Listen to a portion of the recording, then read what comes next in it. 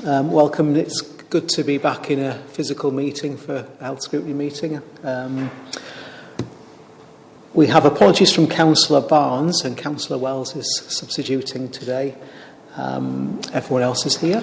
Welcome to the officers who are joining us at the table for various agenda items.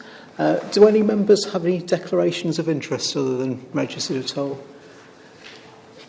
No.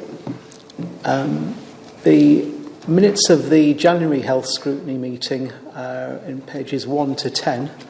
Are members happy that they're an accurate record, or is there anything that anyone wants to raise? Councillor Taylor. Thank you, Chair. No issues on accuracy. I'm just wondering what happened with the action to write to the Secretary of State. Has that taken place on Data Street? It did do, yes. Okay. I haven't had a response yet. At least it's not come to me yet, anyway. Fair enough. I mean, something's better than nothing, but I don't know if members have the same recollect the same conversation as me, but I thought the idea was that we'd all sort of be on that and chip into it, and including some of the professionals who discussed dentistry with us in that meeting too. Yeah. Were they? Because I've not seen any correspondence about basically, Fiona helped write. Well, she wrote it really in essence, and it was all contributions that were included from all the attendees that made representations. So there were elements of all of those within the letter that was sent. So it was comprehensive. We can circulate it by all means.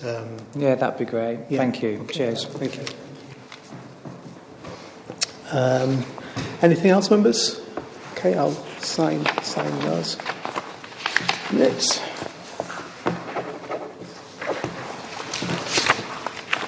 Thank you. Right, we don't have anyone registered to speak in public participation today, so we'll move to the first of the agenda items. Item 4, the Finance and Performance Third Quarter Report, pages 11 to 28 in the agenda, and various officers, I think, that will contribute to this. Steve Tate's the Finance Manager for Adult Social Care at the table, Jamila Hussain, Corporate Director of Adult Services, and Fiona Phillips, Consultant in Public Health. Would you like to introduce the item, please? Yeah, thank you, Chair. So I'm Steve Tate. I'm the Finance Manager supporting Adult Social Care and Public Health. The report is there. I hope people have had a chance to read it. The headlines are, for Adult Social Care, there was a forecast overspend of approximately £3 million at Q2, and it remains the same at Q3. It has moved slightly in the correct direction. In para 3, you can see there's several ups and downs within that movement to keep it at the sort of same level.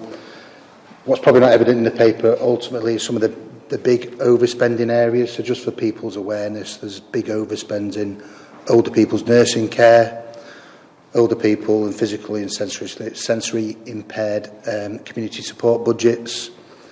We're using a lot more short stay beds, particularly for older people, so that's overspending by about 600,000, and also we have a physical and sensory impairment supported living scheme that has consistently spent by about 600,000 over the last year or so. So they're the headlines for adult social care, and you can see there's several mitigations needed to bring that down to the 3 million that are alluded to in paragraphs 30 to 34. In terms of public health and the finance, very much a similar position to what we've reported at Q1 and Q2. A small underspend against the grant of 8.1 million of 224,000. That will be put into reserves for future use. The underspend is primarily around being able to recruit to vacant posts. So they're the headline finance figures, and I'm happy to take any questions from members.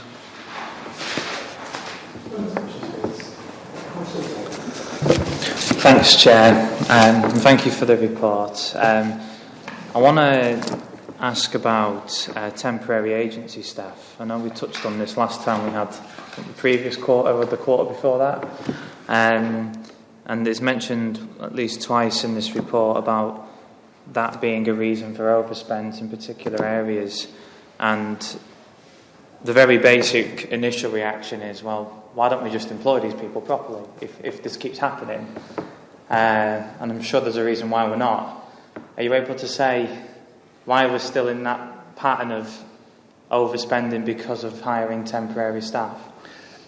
It's not that we haven't tried to recruit. We've had a number of recruitment drives, but there's a national shortage, as I'm sure you're aware, of certain professions, particularly social work. And on the public health side, it's been difficult to get health workers. So in order to keep the service going and do the things we need to do to meet customer demand, and the referrals are going up in adult social care particularly, we have had to employ agency staff to cover that shortfall while the recruitment drives still pick up. Certain levels of management are quite difficult to get, so some of the heads of service we've not been able to recruit to and needed to put agency in to cover off that important role, and that is at a significant extra cost and is in the budget. We have been given the Workforce Recruitment and Retention Fund, which is a grant that all councils have got. I think York have got approximately 1.4 million, and it came in 2 tranches. We have been using a proportion of that to look at I think we worked with North Yorkshire, forgive me if I'm wrong, Jamila, and we've worked at North Yorkshire looking at some joint recruitment initiatives to try and get people on board. We've used it to issue retainment payments to some staff to try and keep them within the sector because we know people were leaving. And I will endeavour to give you a better answer in terms of the things we're doing in terms of recruitment around that and circulate it to the group. Yes, I think it's a valid point you raised about agency workers and all the things Steve said about. Just increasing mind, that's just otherwise the campaign. Can you hear me now? Yeah. Okay. So I was just going to say, I think it's a very valid point that has been made, and I think Steve has sort of covered all the challenges that we have in recruiting sort of permanent staff. But that's not to say that we don't want to move to encouraging some of our agency staff to stay, because some of our agency staff have been here long term. And what can we do using some of the retention grant, but equally working with our HR colleagues about training, grow your own, so there is a way people can progress through social work and to senior social workers and then to managers within the council as well. And that's something that we want to actually enhance, because some of our agency workers don't see that progression as well, but I think that's what we want to do and encourage. But equally, we have actually invested in our recruitment and retention campaign. We've worked with North Yorkshire, but equally we're doing a separate campaign ourselves for York, specifically around adult social care, both with social workers and with social care staff. So that's how we're just waiting for that to develop. Thank you. Just a supplementary. Appreciate the answers. And again, my sort of basic non-expert reaction or thought is, I feel like this sort of conversation's happened over a number of years. So this is my second bout of service on the Health Scrutiny Committee. And I remember back in 2019, 2018, we were sort of raising these concerns. And it doesn't feel like, despite the things that you mentioned, it doesn't feel like the council's cracking it. And I know it's not unique to York. It'd just be nice to see us do it. So I'm wondering now, generally speaking, the agency workers we're hiring, does it tend to be the same individual person who's going into one service and coming out and going into another? Or are they, for the most part, each time they're hired, brand new people? Does that make sense? So some of our agency staff are longer term. So although they're classed as agency staff, they are staff that have been with us on an agency for a long period of time. They aren't agency staff that have come in 4 weeks or on a 3-month contract and then gone and then somebody else goes in. Obviously, when a worker leaves, any worker leaves, then a new worker will then pick up a case. But if we've got the agency workers, as we have now within adult social care, that individual will stay on and support that individual for as long as it's needed until the review's done, and then they become a 12-month review. So we don't have a huge turnover of agency staff. What we have got is a number of agency staff that have been with us a long time that are putting pressure on our our budgets because they're much more costly than recruiting a permanent social worker. Thank you. Did I get the impression that Jamila answered your question? Was it Councillor Wells? My understanding of agency staff, and it's only through the teaching profession that I've got any experience, is that people tend to go into agency work because they can't get a full-time, a permanent post, or they want to work different hours that aren't regular with the schools. So is this something that you've looked at to say we could possibly accommodate you as an ad hoc person, social worker, rather than with set hours? It is absolutely so. We're in dialogue with our agency staff now to say, well, what is it that will actually support you to stay in York? How can we be flexible for you to? Because I think with agency workers, what you don't get is the benefits. What a council give you is the same as the leave, the training, the ability to progress through the scales of social work. And it's those conversations we're having with them. And you're quite right. People often choose agency because it gives them more flexibility, but what we want to do is give people flexibility, but also these are the benefits by joining York Council, because there's lots of benefits of being in York and working for York. Obviously they like working for York because they've been with us for a while, and it's those conversations I'm now having. I've only really been in this post since the 7th of March, but we're really moving on with those conversations, and we've just had our first meeting, and Steve's on the board of our workforce development board around how can we develop all our staff and retain our staff in the different ways. Thank you. Councillor Heaton and Councillor Vassy, please. Thank you. While we're on the subject of recruitment, point 54 there, talking about new posts not being expected to be filled until late summer. What's the sort of reasoning behind that? So I think some of this is a report kind of in retrospect. So actually those staff are now in post. So at the time, the delay in terms of getting those staff into post was mostly because we were in height of pandemic response, but actually we've only got one vacancy in the public health team now, so we're actually almost fully staffed. Great. Thank you. Councillor Vassy.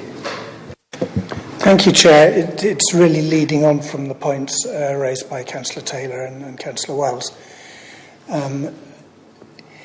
about temporary staff, basically.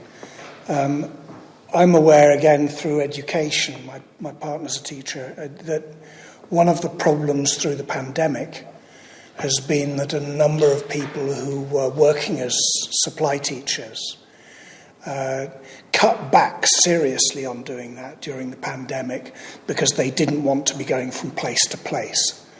And indeed, that's part of what my own partner did. And so there was quite an impact on the availability of teachers for schools. I'm just wondering if that's also a part of what we've experienced here, and whether, if we have been experiencing that kind of problem, whether we're hopeful that will change as the months progress this year, and whether we're coming out of that kind of a problem or not. I think it's slightly different within social work. I think we've had we have a shortage of social workers generally. So I don't know if people read Social Work England, the magazine, and our chief social worker stated around how do we entice more people to come into the profession and see it as a profession, because it's a very rewarding profession, but it's very challenging as well. So we haven't seen dips in people coming forward. We just haven't had a pipeline of new social workers coming through.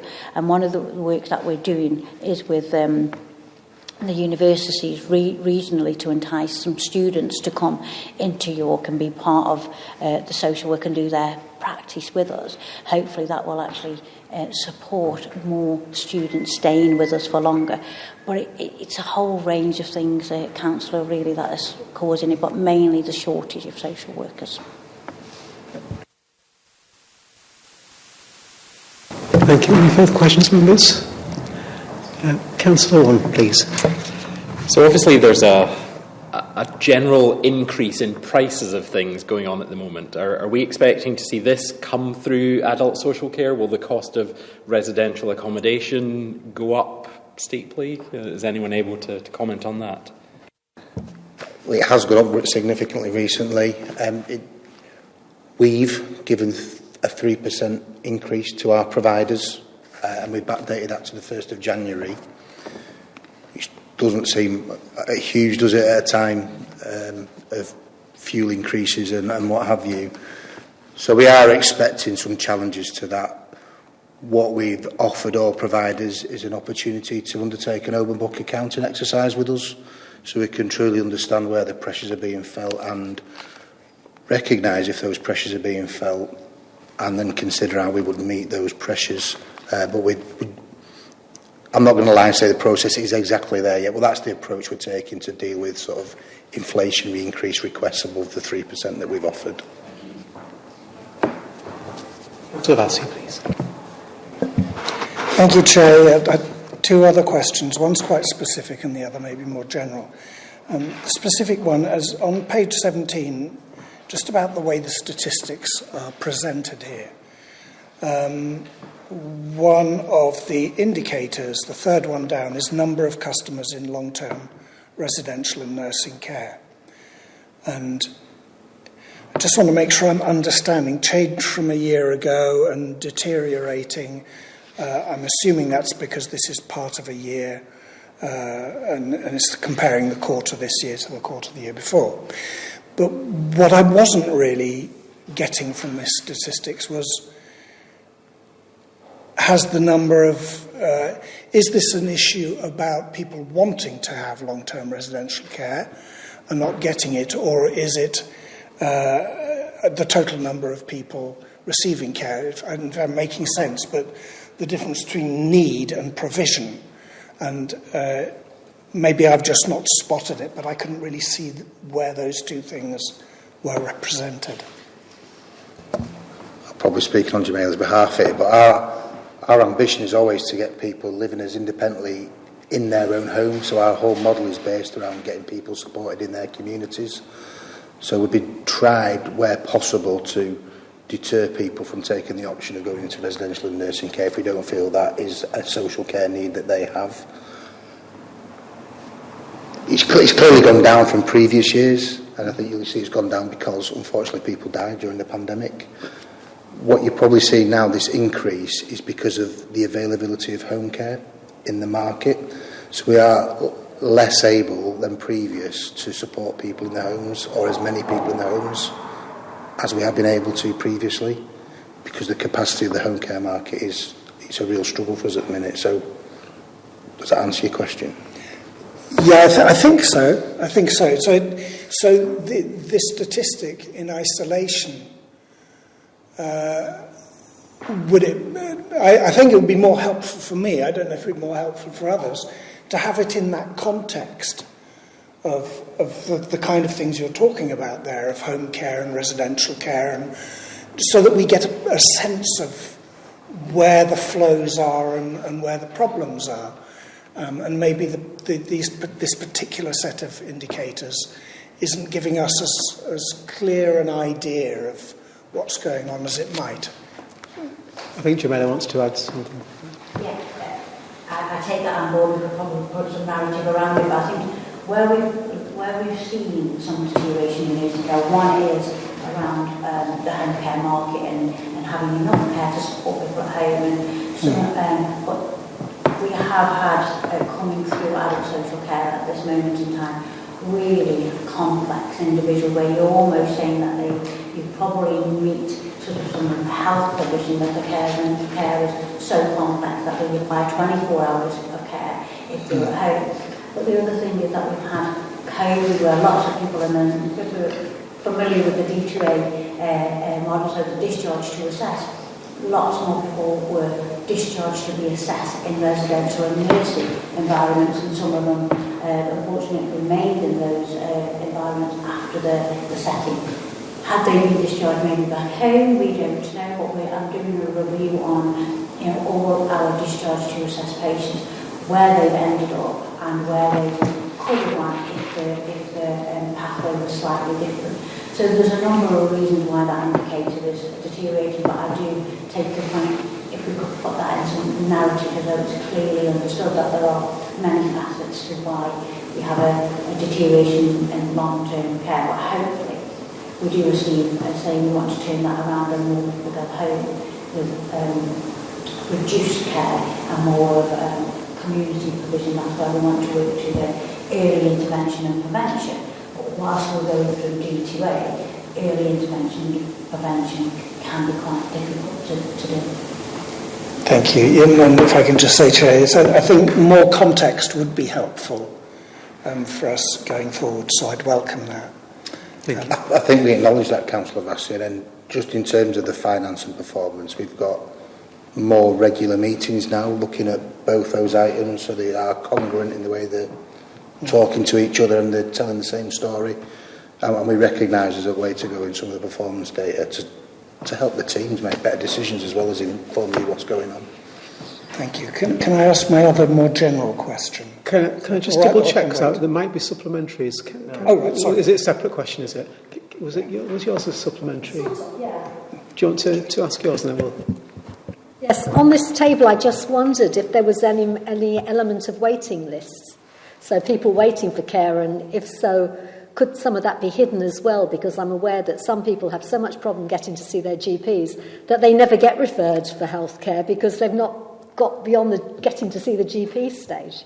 So I just wondered if actually the numbers could be a lot worse.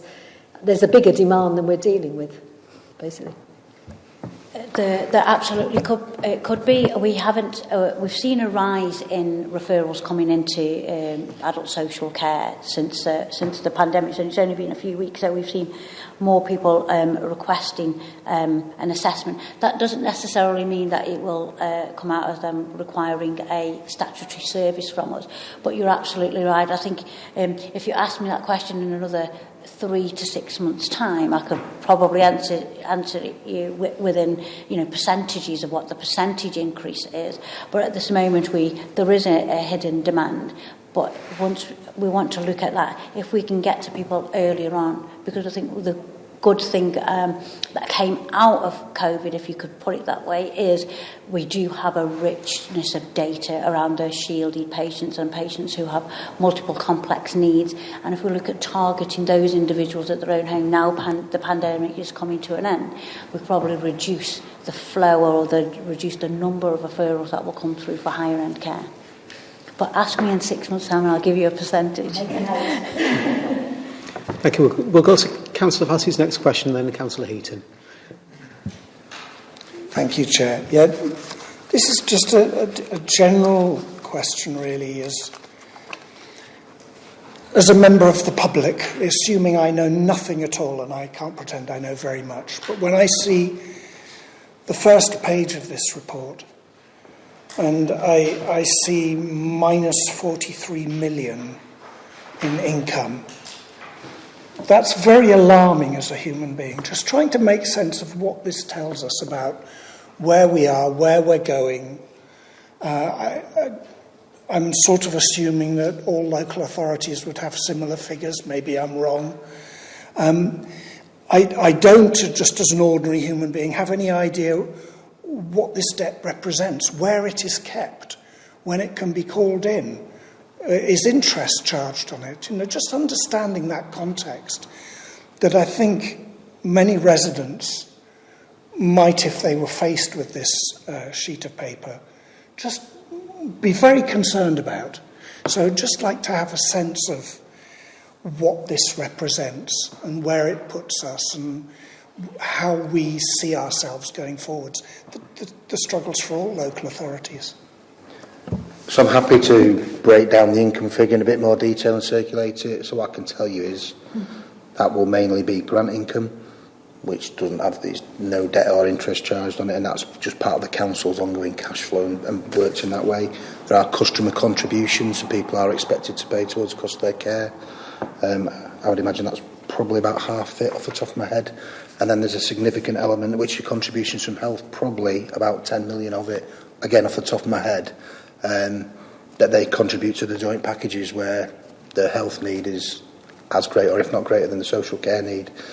I can't answer off the top of my head, but I will circulate a better analysis of where that income is and what it represents following this meeting, if councillors are amenable to that. Thank you. Steve. Can you give us an overview, perhaps? Can you give us an overview or context, perhaps, Ramona, so we can understand this a bit better? Yeah.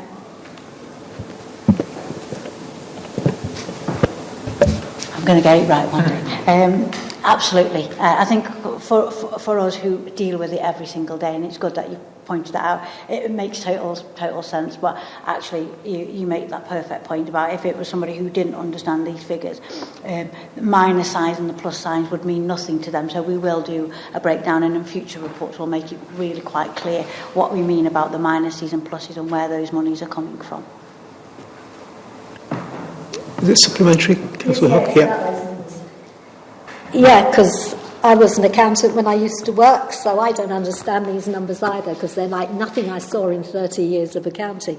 What I don't understand is why the outturn for 2021 would only be 82 when your budget was 1380. It seems so different.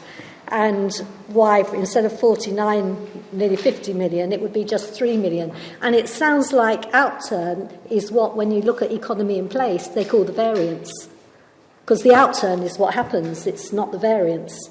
And later on you mention overspends and variances, and it's like the heading on that column's different. So it's just different from when I'm in economy in place. I'll look at the other scrutiny panel reports and make sure they're consistent in Yeah, future. that would be useful, because it is confusing. No, I appreciate that. Thank you. Is it supplementary, Councillor Taylor? Right, okay. Councillor Heaton first, and then Councillor Taylor. Thank you. Yeah, just on that table on point 17, note there's deterioration in the number of adult safeguarding concerns been reported. Do we have any reason behind that?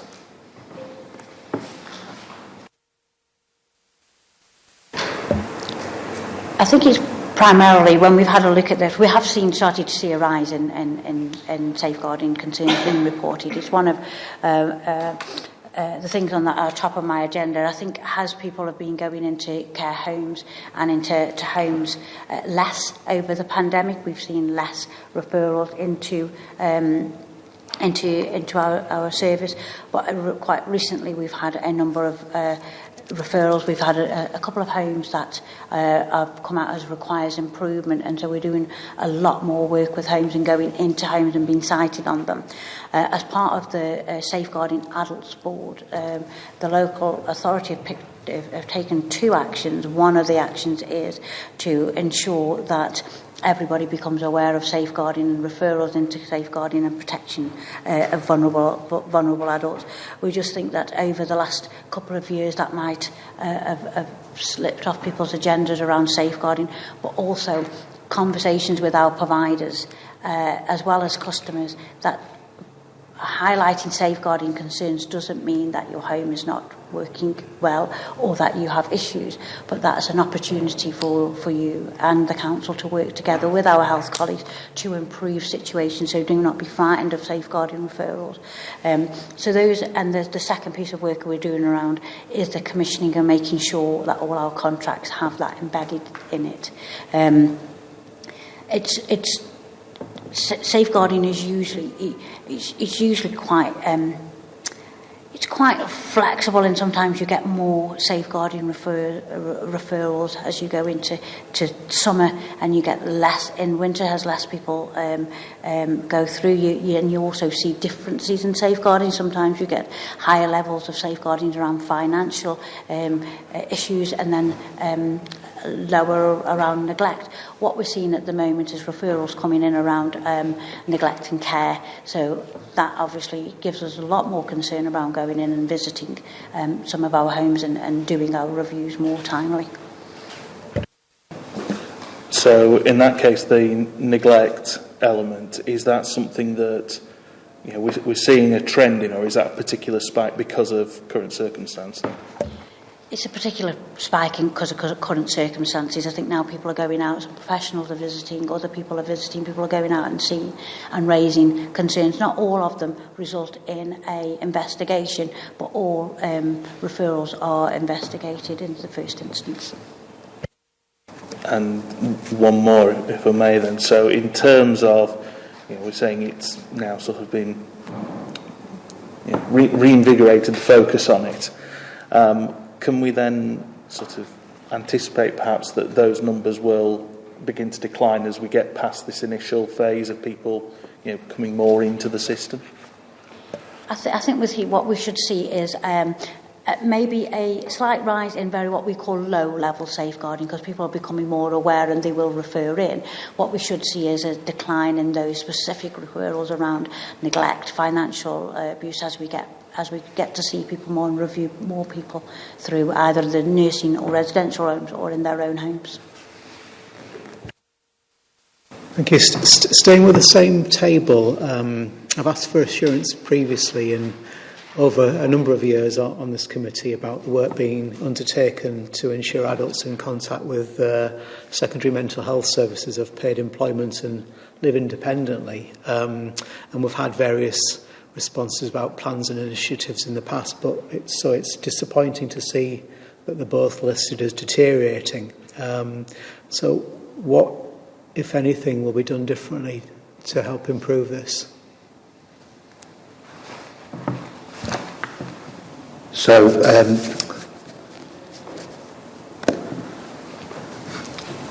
don't know, off the top of my head, if I'm being honest, I'm not going to lie to you. So there are several initiatives happening in terms of mental health at the minute. There's something called Pathway to Recovery, where we're getting some funding from that will support this measure. I'm bluffing a bit now, so I don't know, so I'm not going to lie. So I will go away and find an answer for you, because I don't know. Thank you. Appreciate your honesty. That's fine. Okay. Thank you. Okay. Councillor Taylor, please. Thanks, Chair. I wanted to ask about, I've got some small questions, but I'll send them in an email afterwards. But this is this relates to the outbreak management funding.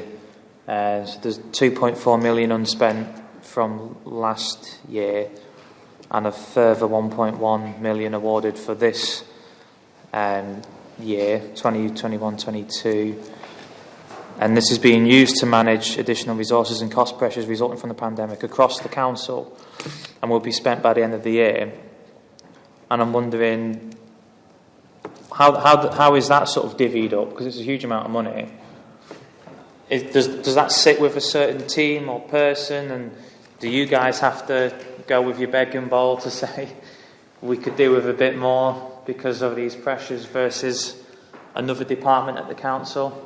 I think if you look at the Q3 executive report, with more detail how it's been used, it's been held centrally to offset the general overspending of the council. What finance departments have been asked to do is go and find areas where it fits within the grant conditions, and it's something that's something that clinically vulnerable people. So the likelihood is that our social care, potentially children's social care, will be able to apply that funding to some areas where it's overspending, because the pandemic has effectively caused a little spending. So sure. It's held essentially by the people finance manager. It's been used to offset the general overspending of the council, and we're now being asked to find ways of justifying the use of that grant. Thank you. Cheers. Councillor Wells, please. Just on that point, it says that about lateral flow test kits. Are we still issuing them? No. So the programme that we were part of, the National Targeted Testing Programme, finished at the end of March. So we we are no longer having a programme of distributing them. There are some groups who are still recommended to do regular testing. So, for example, staff who work in care homes, but they get their tests through a separate route. So there's no sort of general availability now.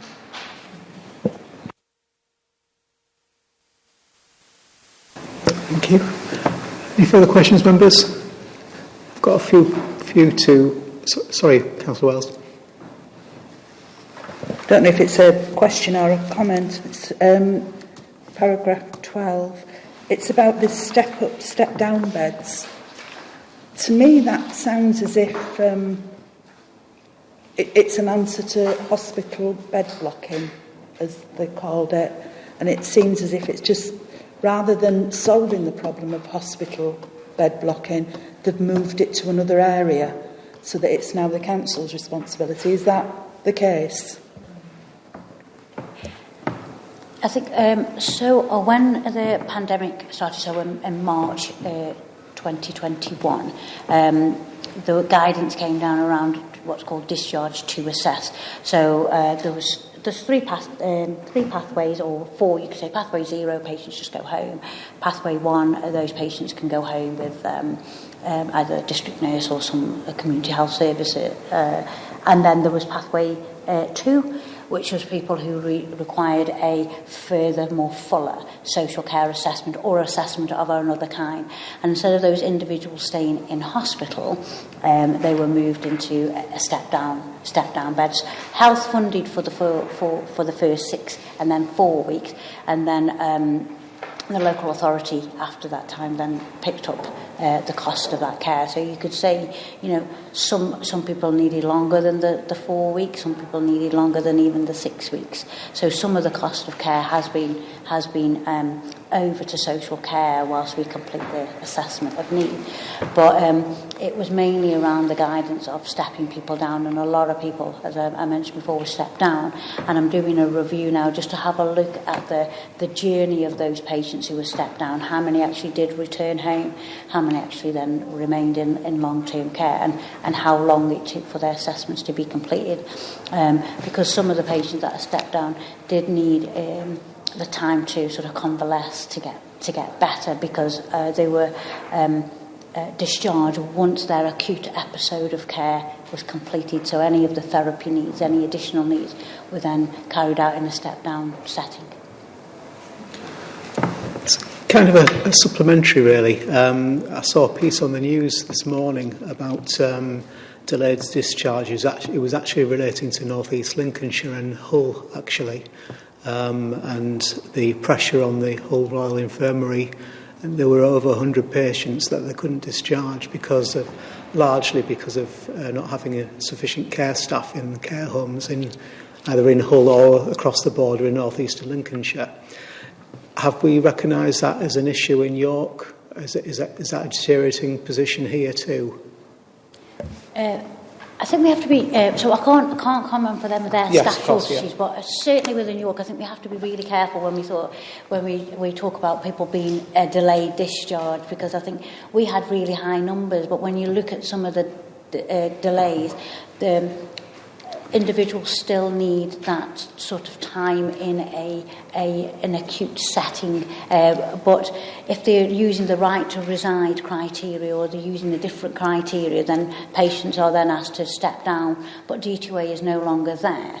And it gives us an opportunity of saying, yes, we do have some delays in York around home care, where a patient can be delayed in either in hospital or a step-down bed to go home. But what we haven't seen is big delays in stepping people down into nursing and residential care. But since the stopping of the D2A in York, we've actually put social workers on the wards because we want to ensure that patients are getting the right discharge. Because what happened in D2A is everybody was discharged down into a step-down bed if you couldn't go home that day. But that might not be the right journey for the patient. If the patient stayed another maybe 24 hours, they could have gone home, but instead they went in the bed where they stayed another 4 to 6 weeks.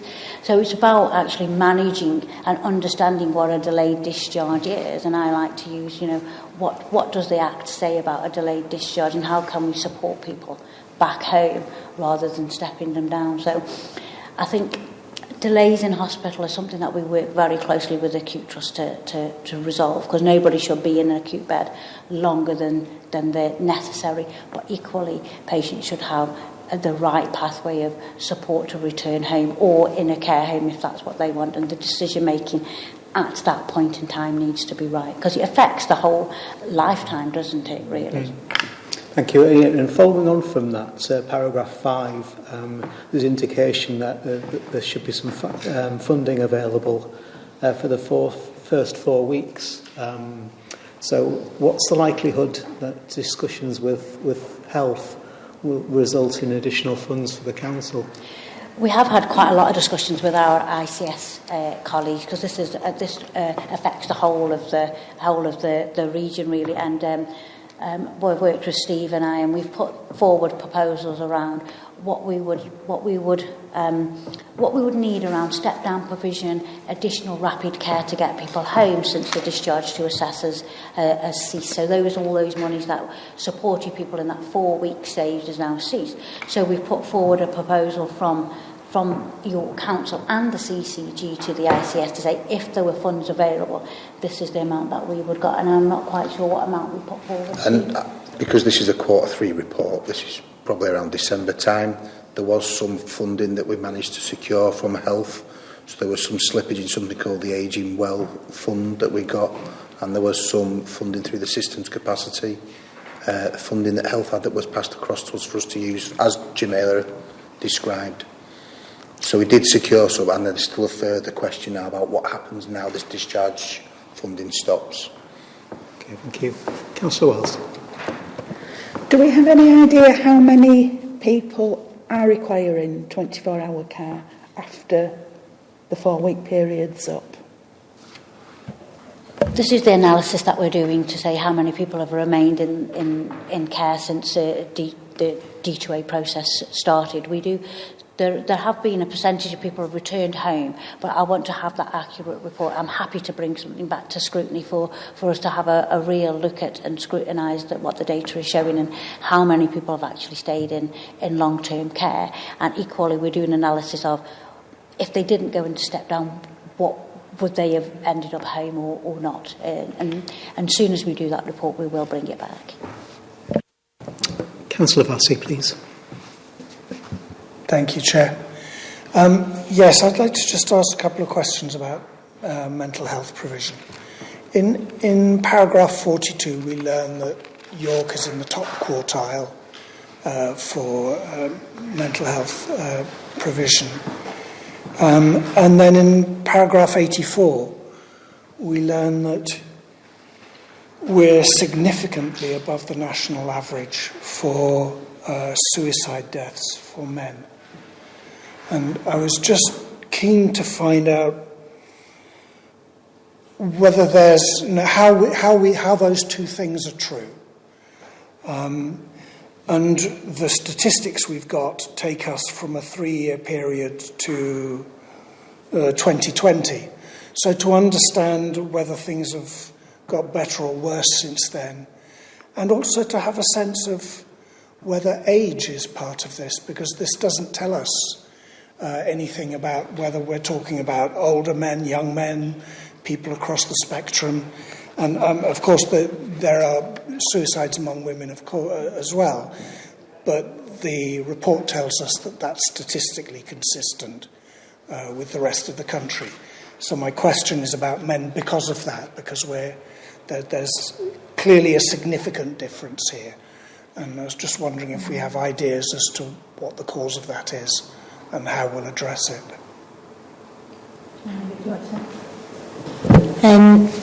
So in terms of the suicide rates, we last did a suicide audit, just trying to remember exactly when it was up to 2017, I think.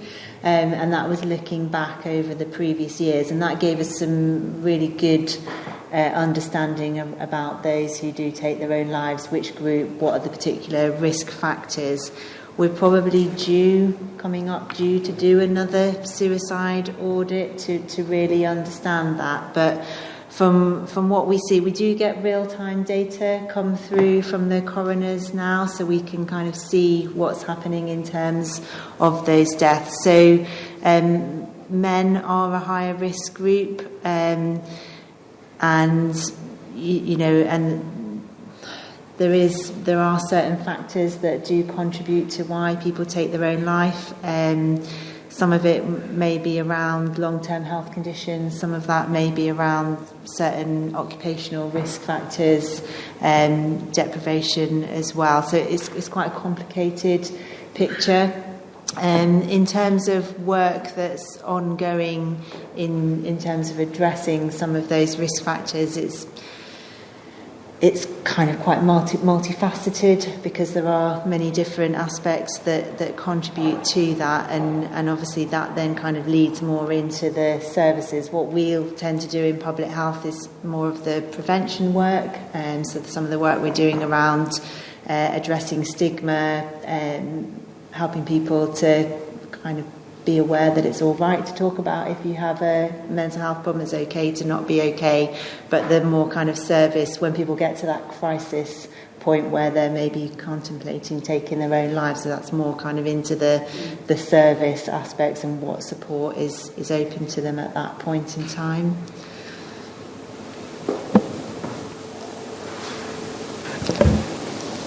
So I think from a service element, so you know where you get that contradiction, the services that are available for adult services across, you know, the local authority and our health colleagues in Tube are quite good, and they're quite consistent, and following an assessment you can actually access a service quite quickly. I think where we have the discrepancy between the suicide rates in men and the accessing services, there is a huge difference between the number of referrals we get from girls and women into our service than men. We get less direct referrals of men. We find that some of men tend to be referred straight into, as Fiona rightly said, into a crisis service, and not so much in our early intervention and prevention. And this is where we have to look at how can we become a zero suicide authority, and work on that, and work with supporting men to access services, because the services are there. What we have is less referrals. We tend to pick them up.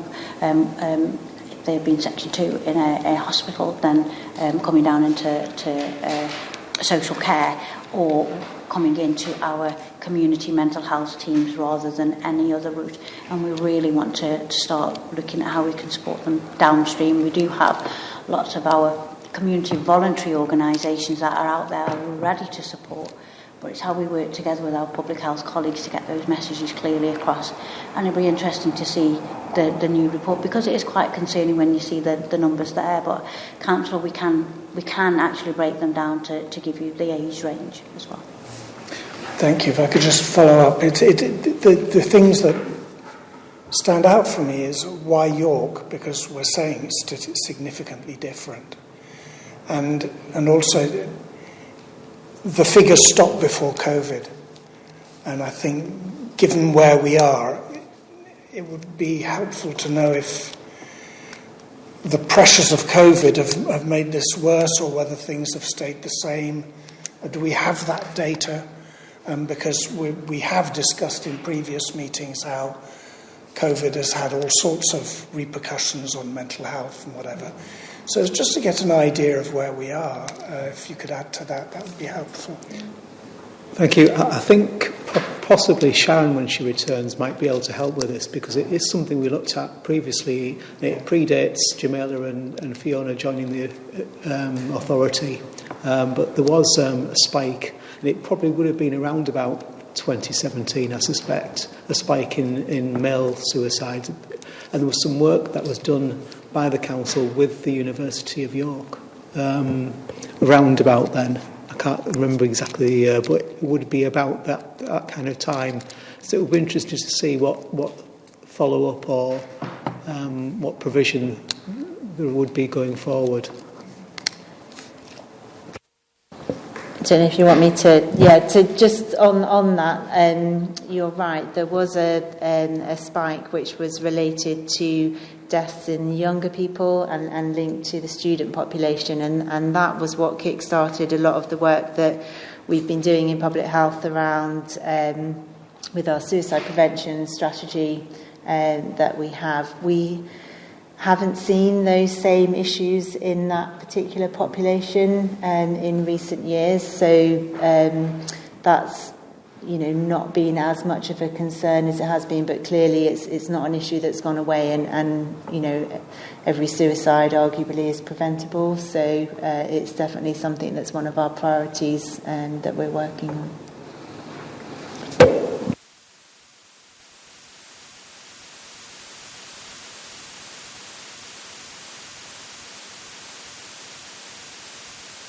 One I would like to ask, page 13, paragraph 7, the papers tell us the council assumes £812,000 of savings by the year end.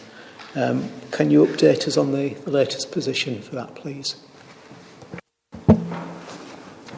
I'm not saying all of them will have been made by the year end, but we are expecting the outturn to be broadly in line with what we reported at quarters 2 and 3. What we are trying to get a lot keener on, particularly 22-23, is monitoring those savings. So we have tried to do it in 21-22, and it's been like now and again. It hasn't really got in that rhythm of looking at it on a more regular basis.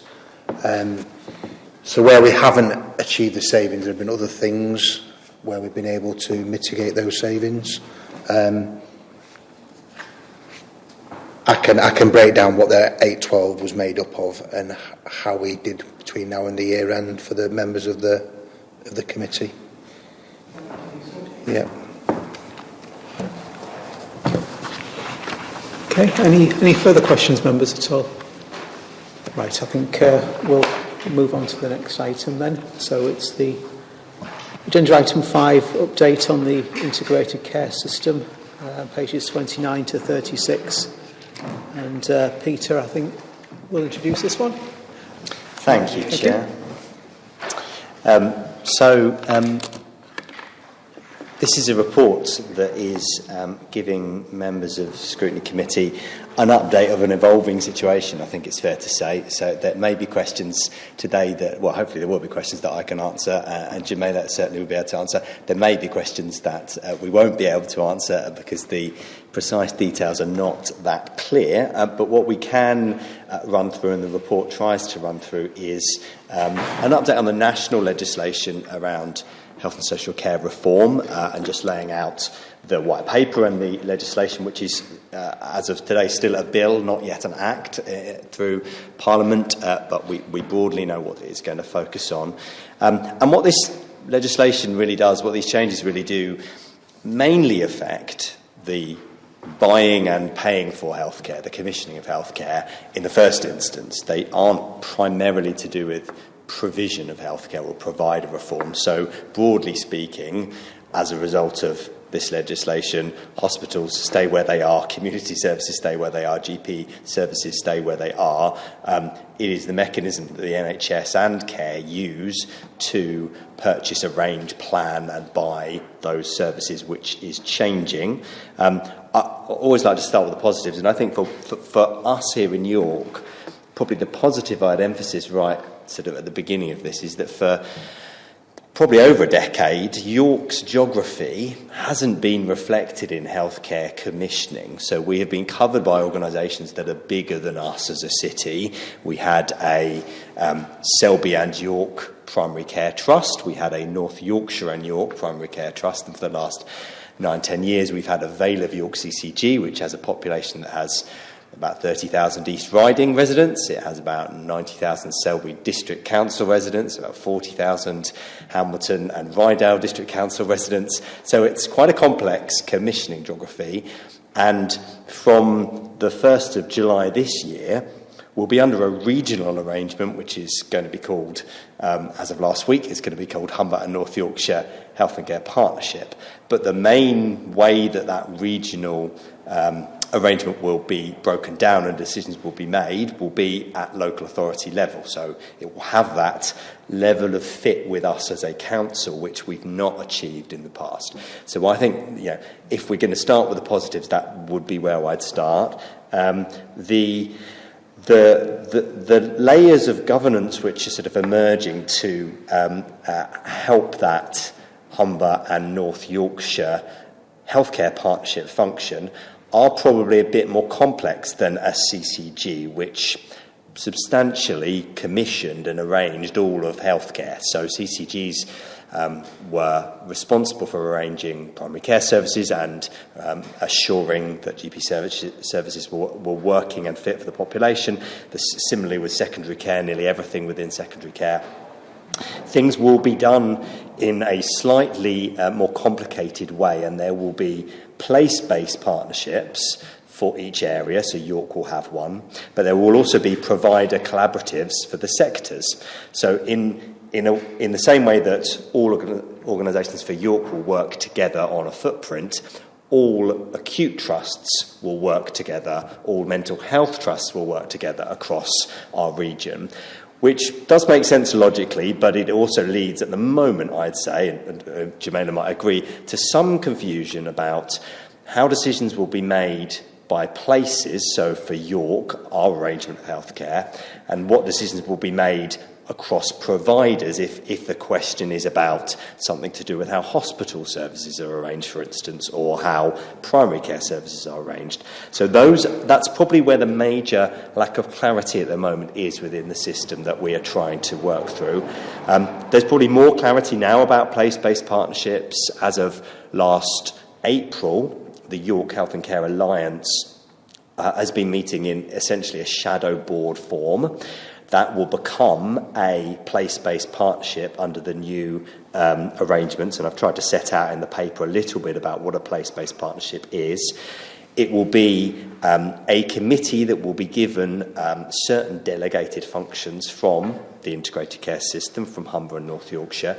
So, for instance, it will be given a certain set budget which will pay for health and social care in a way that the CCG was. So at the moment, the CCG is given about £500 million a year to arrange health and care. Place-based partnerships will be given some of that resource, bearing in mind that our place-based partnership is not as large geographically as the Vale of York CCG, so the figures will be different.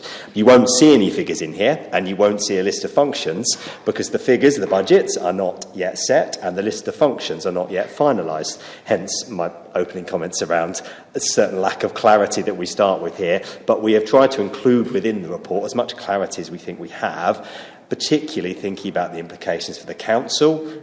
This is about an integrated care system, so it's not just about the NHS, it is very much about local authorities. In fact, I think it's fair to say local authorities probably have a larger role to play than ever before in this system. And thinking about some of our key governance mechanisms, so the Health and Wellbeing Board and overview and scrutiny committees and how they fit. So happy to take questions on any of this. Jemela's been very closely involved too, and we'll be able to take some questions.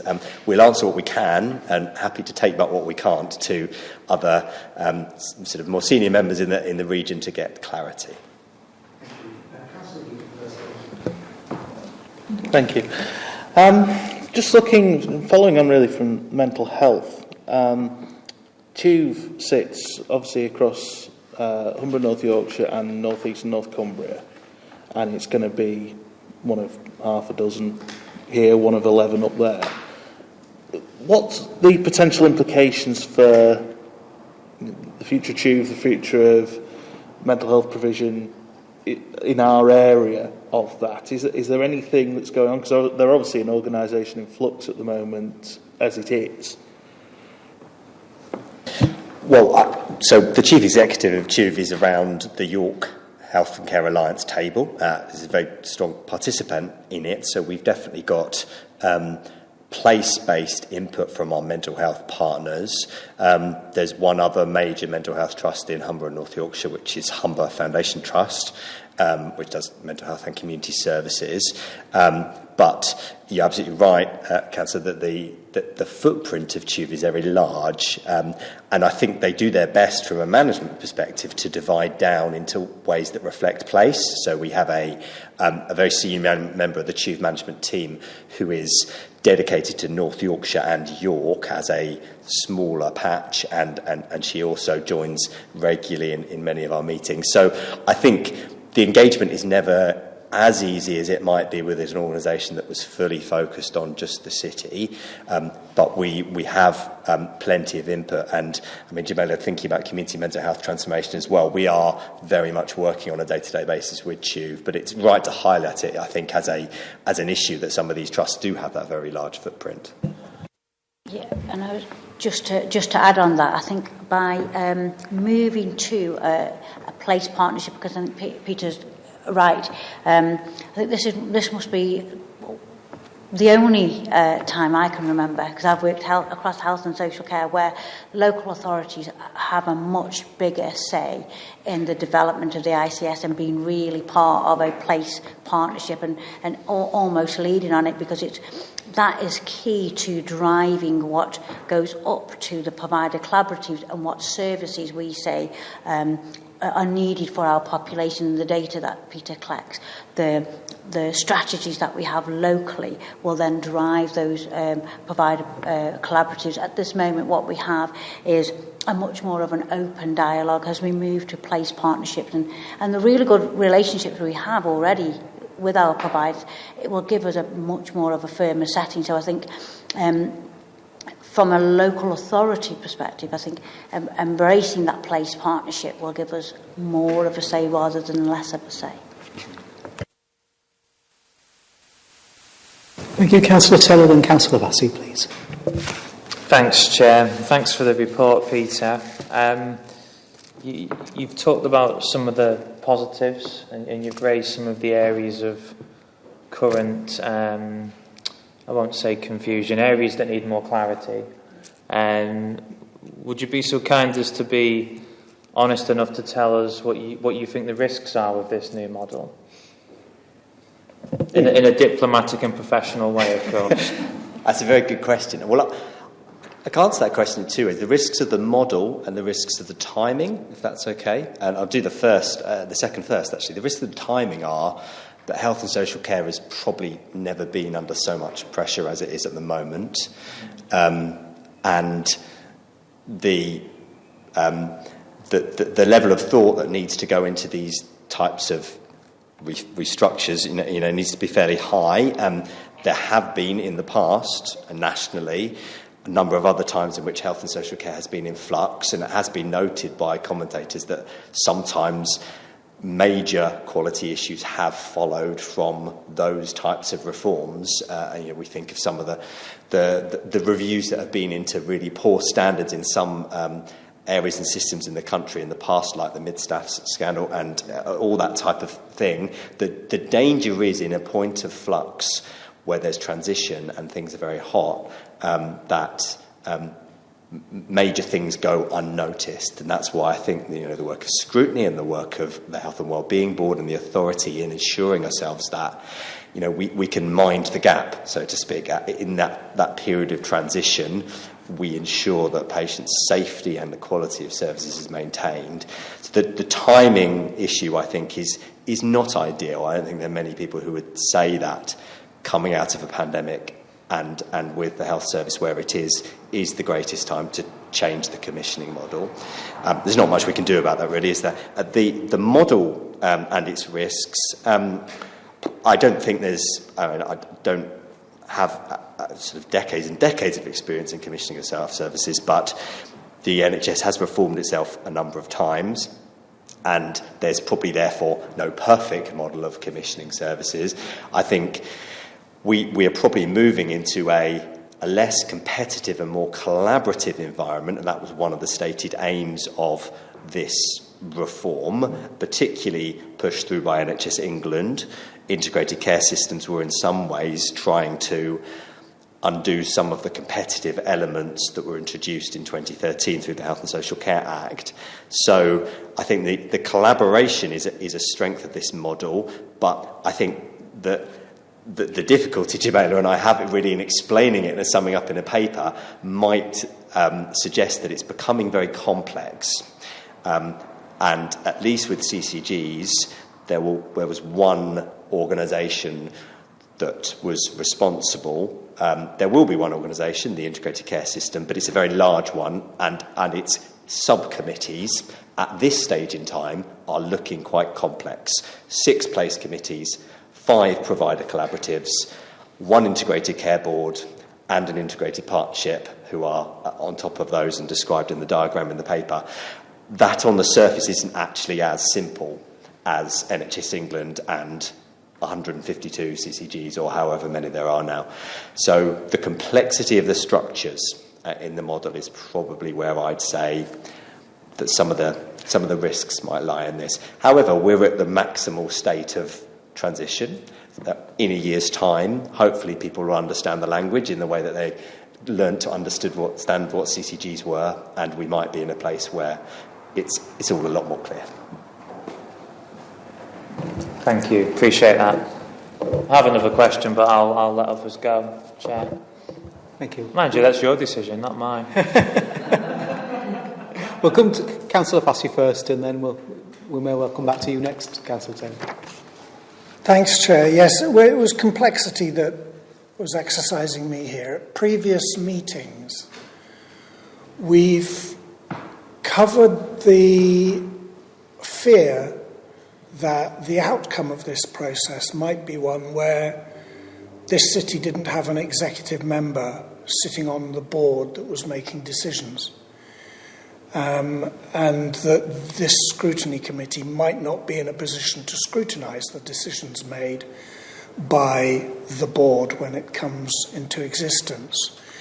And that led to discussions about how we could ensure that the priorities of this city were properly being considered by the board when making decisions about provision. And one of the things that was suggested was that we needed to be clearer in our targets in any health and well-being strategy, so that whether it was for mental health or for adult social care, whatever, there was something at the table, wherever that table was, that was clearly articulating what York's priorities are. So, having given that big blurb, my question is really, is the Scrutiny Committee right to be anxious about such things?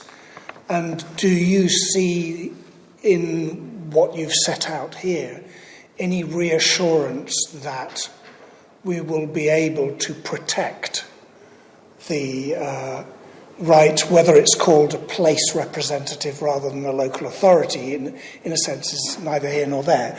Will we still have that ability to shape our priorities and have them heard?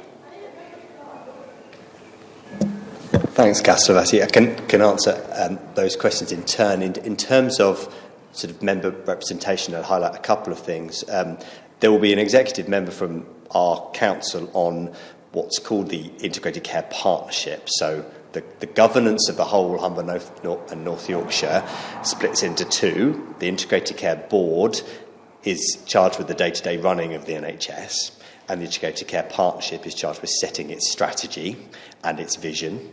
And that Integrated Care Partnership has in its constitution each Health and Wellbeing Board chair as a standing member. So there will be 6 councillors, 1 from each area, the Health and Wellbeing Board chairs on that. So there is a direct line of influence there. Locally, the shadow place-based partnership, the York Alliance, has until this point had an executive member on. The arrangements and the membership of it as it becomes a formal committee of the Integrated Care Board hasn't been finalised yet, so I probably can't comment exactly on the membership there, but we are actively considering those things. And the Health and Wellbeing Board strategy is being currently written, and we have a workshop in a couple of weeks with all the Health and Wellbeing Board members to help finalise the draft of that after some initial work, some collecting of public engagement that we've been doing, and absolutely take your point and thoroughly agree, actually, that possibly one thing that we would like to do this time that we weren't so clear on as last time is setting some very clear what are the real outcomes for York that in 10 years' time we think we need to improve on. Almost what are the priorities? We can't prioritise everything. So what are the things where we think probably don't do as well on as other areas that we'd like to put into some sort of very tangible outcome? That will put us in the best stead for when the integrated care system looks at its places and says, how will we give our money out, our NHS resource out, to make sure that it knows what York is saying from a services perspective and from a health of our population perspective. Another risk I didn't highlight earlier on is that obviously we're in an integrated care system with 6 places where the NHS funding allocation across those hasn't always been equal, and there is the potential for people to think that the needs in more deprived areas such as Hull and North East Lincolnshire are going to require a certain amount of resource more than the needs locally. And I think the point we are constantly trying to make is that there are inequalities in the City of York, and being from a poorer background and the health outcomes that accrue, that's the same whether you live in York as whether you live in Hull. The numbers may be different, and that will be needed to reflect in some of the allocation. However, there are population health needs in York which need the attention of the ICS, and that through the member channel I've mentioned and through the strategy that we write, we hope that gives a good message.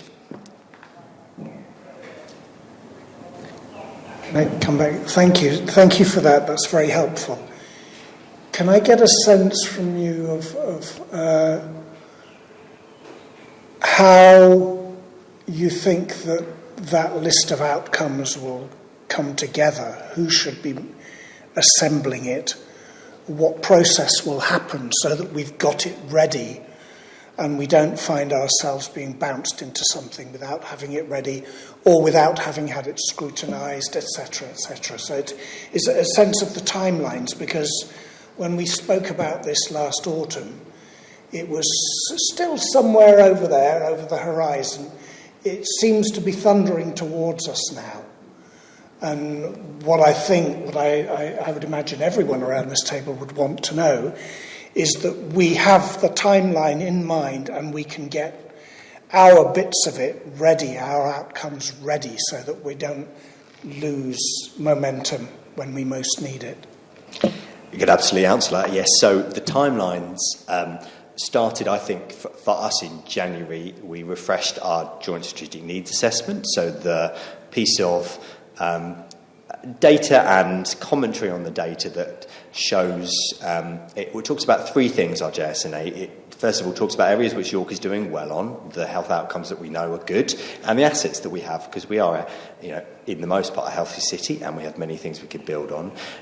It talks about the areas that York isn't doing so well, and we feel we probably need to improve our health. We'd like to improve the health of everybody, but the particular areas where we don't do so well.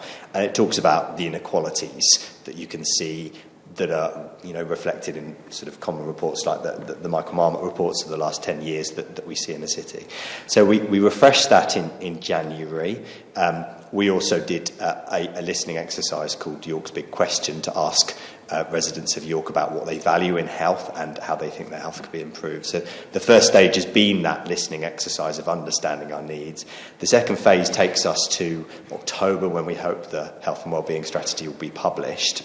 Then the ICS's strategy is due to be published in April 2023. So their first year will be listening, forming, establishing as an ICS, and they are going to produce a very brief strategic document for their start in July, but we're told the full strategy will be 2023. So we hope that that sequence enables York's needs and its strategy for meeting those needs to then be in place for the ICS to take regard of. And in fact, as the paper says, they have a legal duty to take regard of our health and wellbeing strategy in the same way that CCGs used to have a statutory duty to take regard. So we need to monitor that process and make sure they have done. Thank you. Councillor Wells, and then we'll go back to Councillor Taylor.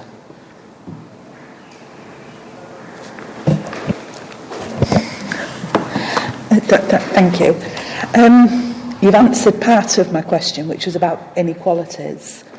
The other part was, I've always viewed the CCG as a gateway, in that you had to go through them to get treatment or to get help. And so different CCGs had different things, and so it was a postcode lottery. I hate that term, but that's how it is. I'm presuming with this, it will iron out a few of those in our area, the postcode lottery thing. But will there be communication with other partnerships to sort of stop it? So, I don't know, if you needed fertility treatment, would you still be better off going down south for it? Thanks, Councillor. It's a really good question. And two things I'd say there is that there has always been a process, often for a small number but an important number of patients, called the individual funding request process, which is essentially when the NHS has judged that a particular procedure or medicine is not necessarily cost effective for the whole population, so we aren't able to provide it because actually the cost of doing so and the quality of life that it produces means that it's actually taking money away from other parts of the service to provide, for instance, a very expensive drug. But if a patient can demonstrate an exceptionality to that, they are likely to benefit in a way that is different from the general population. There's always been the IFR process, which you're absolutely right, CCGs have managed, and a team which is generally public health plus clinical plus financial sort of colleagues will sit round and there's a very established process for assessing those applications. In terms of commissioning policy, so for instance, you raise IVF, it's a good example. How many courses of IVF are funded in each area? There are some other sort of examples that are similar to that. What I understand, although I'm not speaking necessarily with the authority of the ICS here, but from what I have understood, policies around commissioning will be harmonised. So Humber and North Yorkshire is likely, wherever you find yourself, to have a similar approach to medicine A, medicine B, in terms of whether they are paid. At the moment, CCGs are almost identical, but there are differences. In general, CCGs have to fund any medicine which has been through a NICE technology appraisal. That's a statutory duty they have. That will remain. But where that isn't the case, and there have been some differences, there is a move to a harmonisation. I can't give exact details on the timescales for that move. It's a bit complex, actually, that commissioning policy harmonisation, but it's likely that no longer will we be different from Hull or North East Links. As to whether we will be different from Leeds in a different integrated care system or Sheffield, I can't comment exactly on that. I'm not sure, I'm afraid. Thank you, Joanna. Yeah, I was going to say, and the white paper on integration came out in February, I think around about February the 9th, which really put into focus around health, reducing those inequalities. So as the provider collaborative develop and acute start working together rather than more collectively rather than collaboratively. As the years, 2 or 3 years, hopefully the structures might remain the same, you'll see more of a collaborative approach rather than the competitive approach that you see now, and hence why some of the differences you get or patients get when moving from one hospital to another or one care system to another. Thank you. Councillor Taylor, please. Thank you, Chair. I was wondering about sort of where patient voice fits into all of this.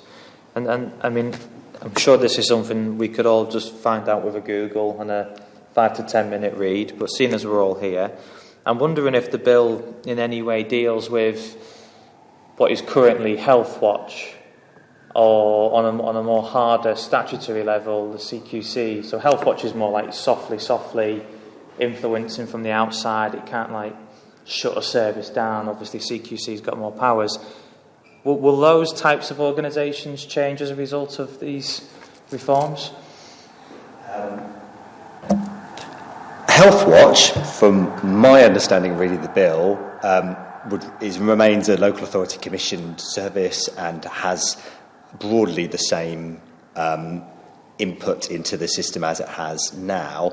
And CQC definitely remains, but there are, and I'm now reaching the limits of my reading of that bill, but there were, I'm pretty sure there was a new patient safety board that is set up nationally through the new structures, and can definitely go away and provide further information on the timescales for that. I don't think it means that CQC as an organisation is being reformed or changed, but I think there are new safety structures as part of the bill.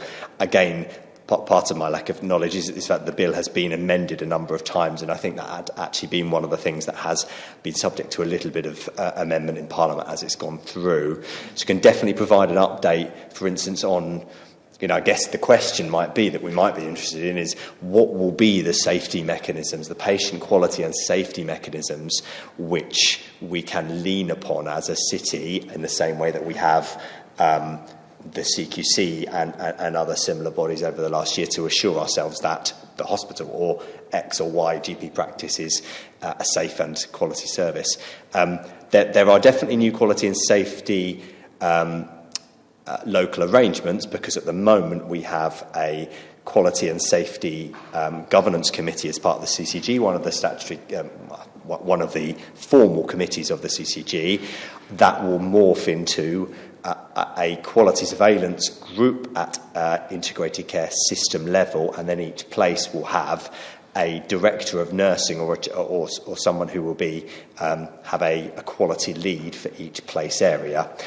So there are quality structures emerging. The CCG and the Chief Nurse, Michelle Carrington, are probably the best people to ask for more clarity on the quality and safety structures. In fact, I've seen a PowerPoint slide set recently, and if members would find that helpful, we'd probably be happy for that to be shared as in terms of the emerging quality and safety measures. Thank you, appreciate that. Next one. Thanks very much, Peter. Is that something that can be shared in public? Is it? I can't commit to that, I'm afraid. I think it may need to be shared internally at the moment, purely because things change quite quickly and some details may then be amended. I'm sure when it is confirmed, and you appreciate we're not just talking about a statutory organisation. It doesn't exist at the moment, the ICS, in law until 1st of July. At a point after that, I imagine some public information would be shareable on its quality, and I expect will go on the ICS's website. Okay, thank you. Councillor Heaton, please. Thank you. It's my understanding that there's a national push to have non-executives on the ICS who have particular focus on patient and public engagement. Is that something we're looking at here as well in terms of the overall focus? That's a good question, Councillor Heaton. I might have to answer it with a bit of a don't know. We can go and ask the ICS what their intention is, both for the two parts I described of the ICP, the partnership, and the Integrated Care Board. And I do know, for instance, that Health Watch are represented on the Integrated Care Partnership, and I also know that one of the provider collaboratives, although it's not specifically public and patient involvement, but there is a voluntary sector provider collaborative bringing together large organisations, for instance, all the different branches of Mind or Age UK across the area, who often provide a lot of health and social care, to work more collaboratively together. So that sort of piece of work is ongoing. But the specific question about public representation on the governance structures, I'm not entirely sure about. So we can go and ask the question and update members of Scrutiny when that is announced. I don't know if it is even clear yet. Thank you. Any final questions, members? No? Okay. Thank you very much, Peter. Would members like a short comfort break before we move on, or I'll take a steer? Yeah, I just want to... Yeah, okay. 5:02, should we say 5 past? Yeah, 7, we'll recommence. Thank you. We're going to agenda item 6, and it's the City's response to COVID, pages 37 to 44 in the agenda. And Fiona Phillips, our Assistant Director of Public Health, is introducing this one. Thank you. Thank you. So the aim of this paper really was to give a bit of a summary of what the response during the COVID pandemic was, and essentially where we are now in terms of any ongoing response. So as you'll know, during the pandemic, our response largely was around our outbreak response plan and the various themes within that plan. So I've broken down the response according to each of those themes. And what we're in now is our living with COVID response. So you'll see it's quite a step down from what our response was at various stages, from kind of full national lockdowns into more sort of tiered responses. But the living with COVID response now essentially signals our public health end to the outbreak response. Clearly the pandemic isn't over, but we are not in that outbreak response as a public health local team in York anymore. Obviously, we're still doing COVID work. That hasn't stopped, and there are still areas that we're still supporting. Probably the biggest area of ongoing response, both from public health but also adult social care, is our most vulnerable residents in the city, so particularly the care home residents, and that sector has still got measures in place. So, for example, the asymptomatic testing that has happened at various stages through the pandemic, that's one of those settings where those measures still continue at this time being. That kind of daily call with all of the care homes and the support around infection prevention control, that still continues in that setting, but much of the other response, so testing for residents who don't come under a vulnerable category, for example, has stopped. And some of the other work, for example, contact tracing, has now ended.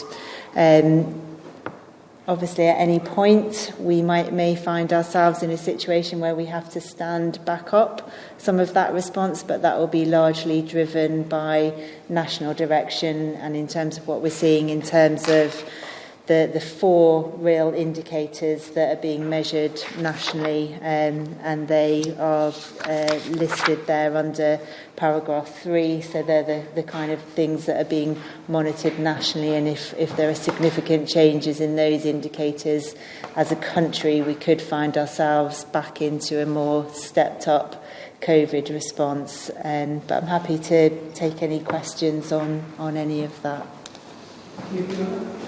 Members, questions, please. Councillor Wells, please.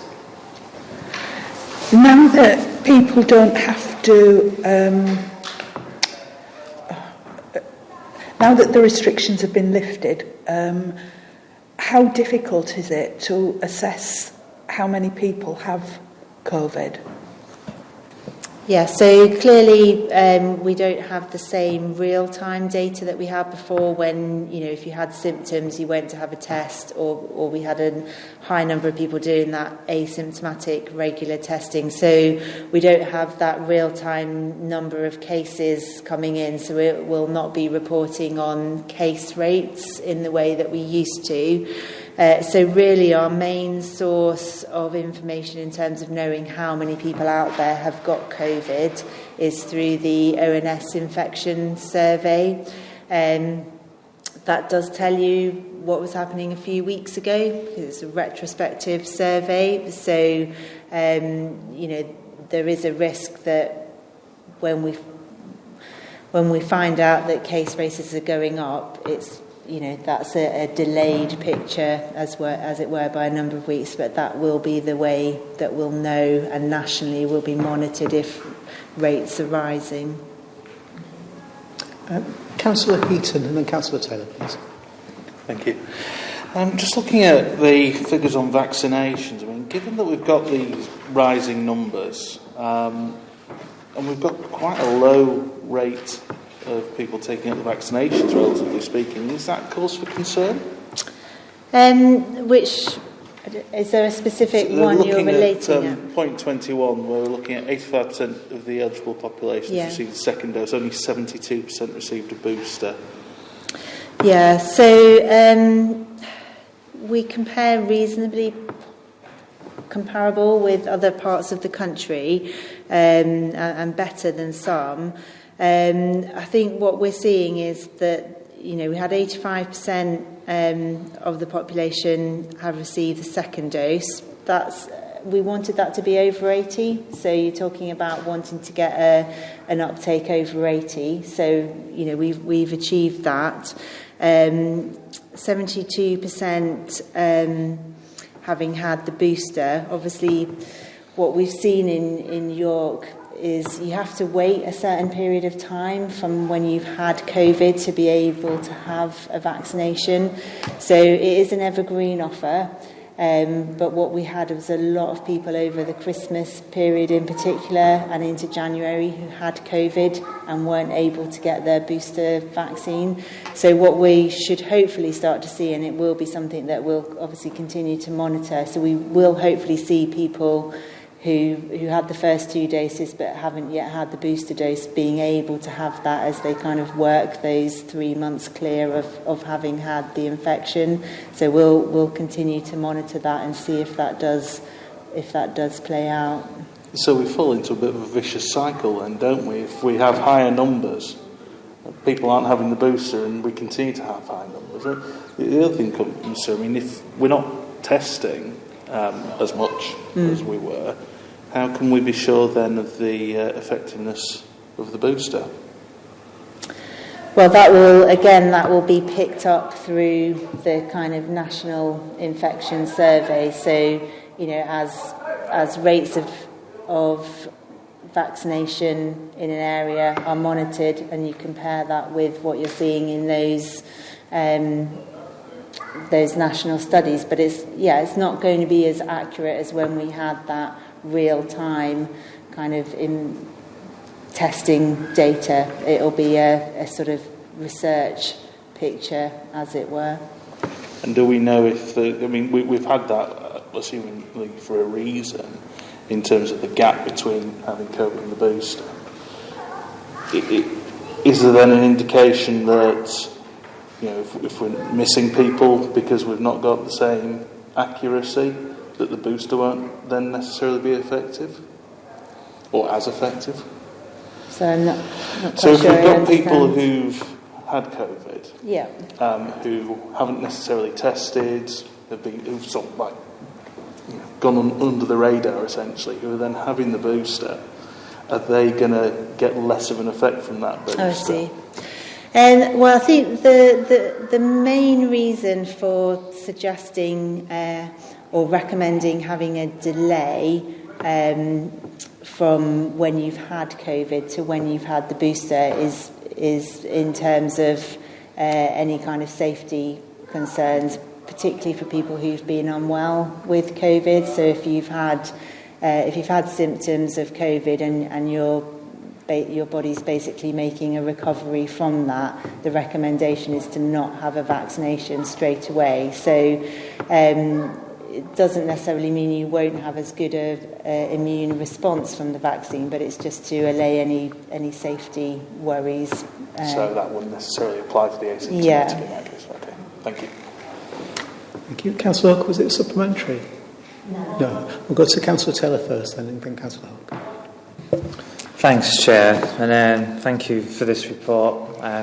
was quite surreal reading it, to be honest. I didn't think back in February, March 2020 we'd ever get to this point. And I first want to start by just commending the work of yourself, Sharon, and everybody else that's done anything related to this pandemic, and I'm sure I speak for everyone around the table there. Unbelievable efforts. But what I want to try and sort of get out of this is if we could go back in time, but with the knowledge that we have now, what do we think public health would do differently? You know, based on the experience of the last 2 years. I mean, one thing I would raise, and it's not really a public health thing, it's more of a comms thing. I don't know if councillors will remember some of the tirades I sent by email, which included far too many people in, when it comes to getting information out through people's letterboxes on who was delivering food and medication and support services, because there were a lot of people who weren't online, who were missing all the sort of need to knows in the first couple of weeks. That was a big bugbear for a lot of us. But that doesn't really come under public health, that's more of a comms thing. So I'm wondering if there's anything else that comes to mind now that you think we'd have done it this way, knowing what we know. Yeah, so it's a good question, and I think back to before COVID, and we always had our pandemic response plans, and that's something, as every area will have their plan for how they would respond to a pandemic. When we read our pandemic flu plan when COVID came along, we more or less sort of put it to one side because actually, we'd never lived through this kind of global pandemic. So what we thought might happen actually didn't play out in reality, and we were starting from scratch. We have learned a lot through this pandemic, whether we'd get a pandemic that would play out in the same way and would provide useful knowledge again, that's hard to say. But I think, I think what we kind of learned through the pandemic, and contact tracing was a really good example of that, is that actually our local approach was in many ways often better than the kind of national systems that were set up. So I think there was an element where we had to kind of let the national systems kind of work, see if they worked, and then when we realised that actually we could do something better locally, we then stepped in. We'd probably be much quicker to just do that local approach next time, knowing what we know now, and I think like you say, that kind of getting things out to people's doors. So initially, with the symptom-free testing, for example, and setting up testing sites, and then actually what we did is we just went door to door and delivered test kits to people's door and make sure that they had that message that you can access these tests. So I think that kind of local approach and just taking things to people's doors would be something that we'd want to do much quicker in a similar situation again. Thank you, appreciate that. Cheers, Chair. I guess that national local thing is quite an interesting concept because I guess you can't guarantee that each area of the country is going to be necessarily good at doing things locally. So you've got to have, I guess, a level that's at least a minimum standard, say. And I guess that was the aim of that, to ensure that there was an adequate standard. But as you say,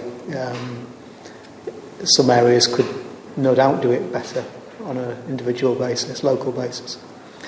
Councillor Hook. Thank you. Yes, I was chatting to a neighbour over a garden wall the other day, and she's sort of well into her 80s, if not 90s, and she said she'd never been called for the 4th booster, but then her daughter visited and said, you can book it yourself. Well, obviously she couldn't, so the daughter did it. And then they went, and there was no one there. Everyone was sitting round ready to boost people, and no one was there. And I'm just a bit worried that somehow it's been lost in translation, because it was only yesterday my mother got called, and she's well in her 80s. Previously, I'd had my injections before her, but I've never been called either. And you just think, what's happening to this booster, and is that why it's such low take-up? Yeah, so people should be invited.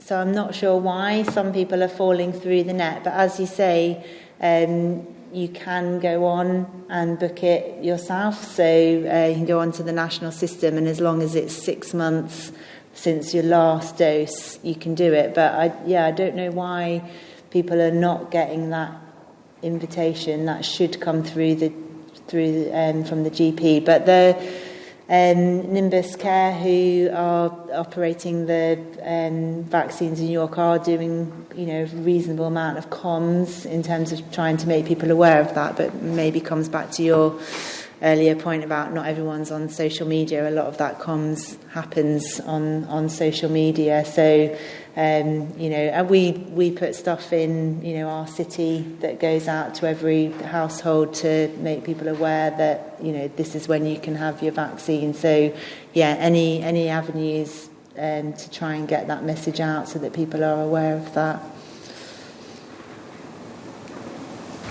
Thank you. Any further questions, members? Councillor Wells, please. I don't think you'll be able to answer this at this stage, but it was about the take-up of primary school age children. Have you any indication? So we haven't got that data at the moment, and it is a bit early. So 4th of April was when that went live. So we don't expect it to be a particularly high uptake, and nationally, it's kind of been sold as a kind of a soft offer, as it were. So it's we're not going out hard to try and encourage people necessarily. It's an offer that's there and is available for parents if they want children in that age group to have it.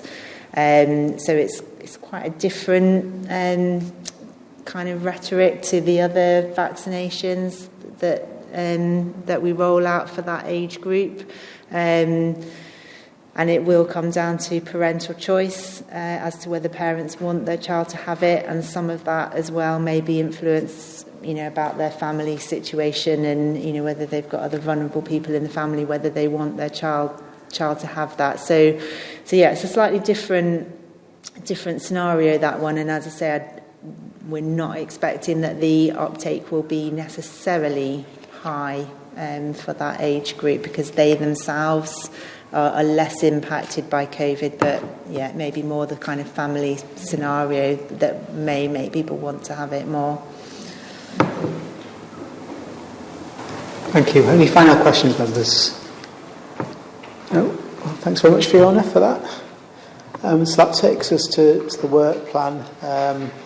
Pages 48 to 50 are probably because the ones prior to that are meetings that have passed already. Now, we've been asked, this morning I received an email asking whether we'd consider moving the autism strategy to later, at the back end of summer in essence, for the reason that although it's not necessarily a priority area, but I think there's demand on bringing the dementia strategy forward and the market position statement forward in terms of requirement for executive, and obviously we need to see sight of those in advance here. We've been asked whether we'd delay that 17th of May slot to September, and it dates to be confirmed yet, but it looks like it might be the 27th. We've had confirmation from the other committee today that their chair's content, and as long as you guys are, then I haven't got a concern with that. The dementia strategy, you should have received an email, I believe, to confirm that we'll have that as a separate session on the 5th of July, when Jamila will present that to us then, and I think later that month it goes to exec. Is that right, Jamila? Yeah. So are members content with that? Thank you.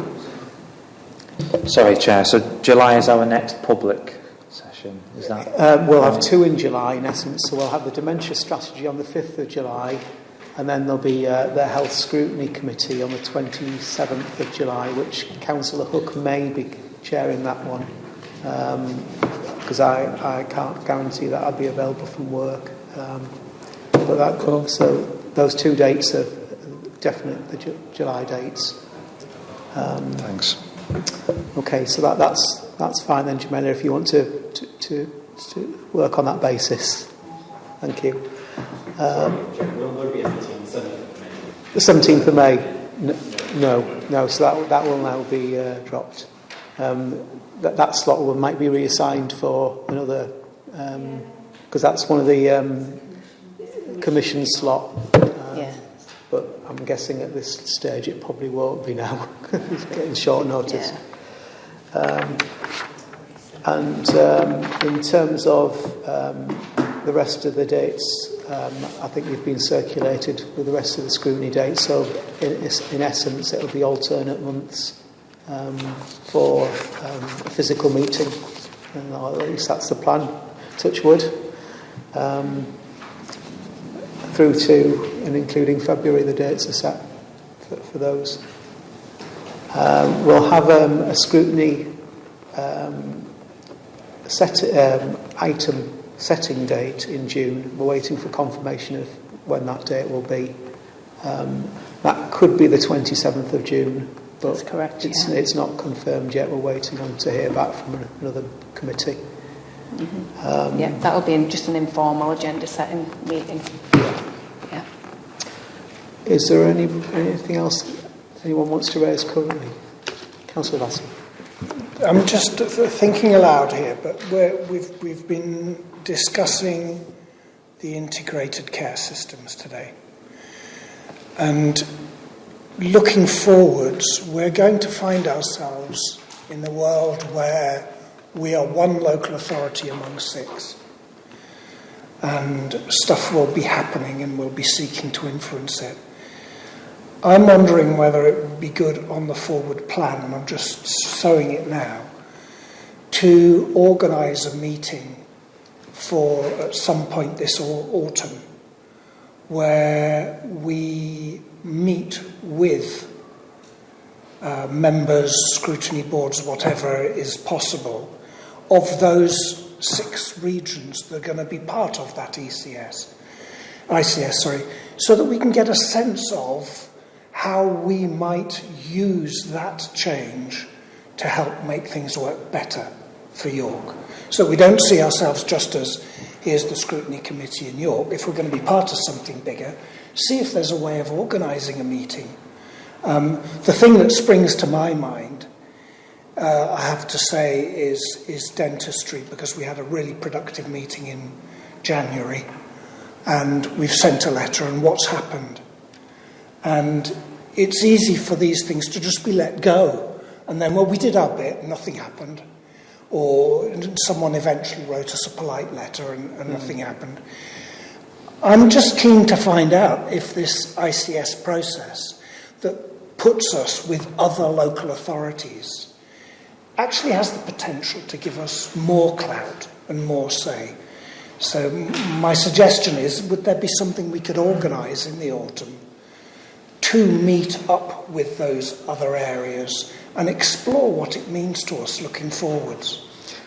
I mean, in theory, it's a really good idea. I mean, so you're not just meaning the professional organisations, but you mean the other representatives potentially from other committees? Yeah, local authorities, because we're all going to be a bunch of elected members in his 6 local authorities, suddenly in a different place. The only thing I would think that limits that to some degree is it might have to be a set number, 2 or 3 maybe maximum for each one. I'm thinking of, physical numbers in rooms, and particularly at the moment where we're still restricted somewhat.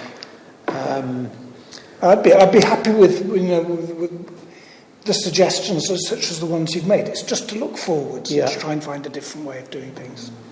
Is this something that we could perhaps liaise with other officers in the other authorities to see if there's something that would be interested in doing, Louise? Yeah, I can find out who. Yeah, I know where we can and go from there. Really. I think it's important to have the professional bodies, the other health bodies represented. Otherwise, it'll just be a discussion with other councillors from different areas and not necessarily get what we might want out of it. But Okay. yeah, in theory, it's a good idea. Yeah, it's not waiting to be told what we're going to do and how it's going to be done, but actually proactively getting engaged with it. Okay, thank you. Anything else, members?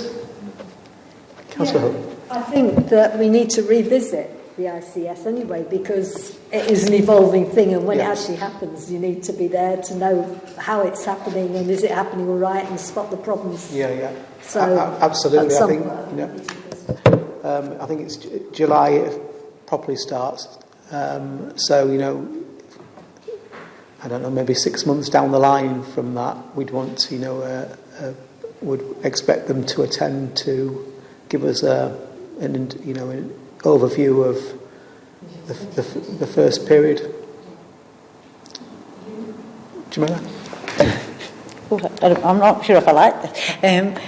You may want us to come back in maybe October time, because we start setting the strategy. So 1st of July is when it will come into being. But by October, the place board or the place partnership will start setting the strategies for the local, working with the health and wellbeing board plan, and maybe that's when you would want us to come back so you can scrutinise exactly, coming back to your question, councillor, around what are those key outcomes and the key priorities, and are they the right ones for York, and how we've come to that rationale, and you may want to scrutinise that a bit. So I would say October is a good time for that, because you don't want us then to set them or the ICP off in a way that you might then have some questions about. Thank you. If Louise, you can note that, and obviously we'll discuss this in more at the scrutiny setting session anyway, but that gives us something to work on, certainly. Anything else, members? No? Well, thanks very much. We'll draw the meeting to a close. Thank you very much.